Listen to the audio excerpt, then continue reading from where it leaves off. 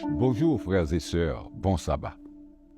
Aujourd'hui, comme chaque deuxième sabbat du mois de juin, toute l'Église se retrouve réunie pour célébrer la journée du ministère de la femme.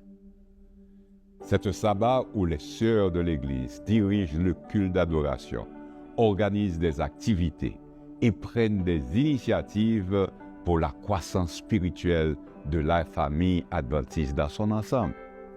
C'est aussi le jour où l'Église tout entière exprime sa reconnaissance pour le service dévoué et inlassable de nos courageuses et aimantes sœurs en faveur de l'Église et de la communauté.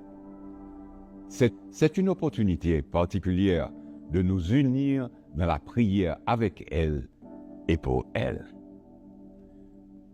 Le thème choisi pour cette occasion nous invite à méditer sur la manière dont Dieu, dans sa grâce infinie, jette son regard sur nous avec attention et tendresse, prêt à nous pardonner, à nous donner de nouvelles opportunités, à reconnaître et à honorer nos actes de fidélité.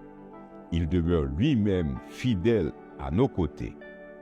Cela ramène à la mémoire différentes histoires de la Bible, comme celle relatée dans l'évangile de Jean. C'est l'histoire de la femme présentée, exposée à Jésus comme une infidèle adultère, déjà condamnée par les hommes. Mais Jésus l'a vue et regardée avec des yeux de compassion et de pardon et de restauration. Une autre histoire est celle de Ruth, devenue veuve, que Dieu a vue pour sa loyauté et son courage, et l'a grandement bénie. Dans le cas d'Agar, le récit biblique rapporte qu'elle a dû fuir dans le désert, rejetée par Abraham. Mais l'ange du Seigneur la trouva et lui donna une nouvelle espérance.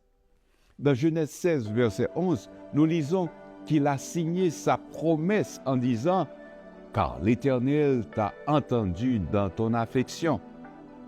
Et la joie d'Agar était telle qu'elle reconnut elle-même Ata El-Roi, qui signifie « Tu es le Dieu qui me voit ». Célébrons aujourd'hui la contribution de chaque femme, chaque sœur dans notre Église et continuons à travailler ensemble, hommes et femmes de tous âges, reconnaissant que nous sommes tous vus et valorisés par notre Père céleste. Maranatha.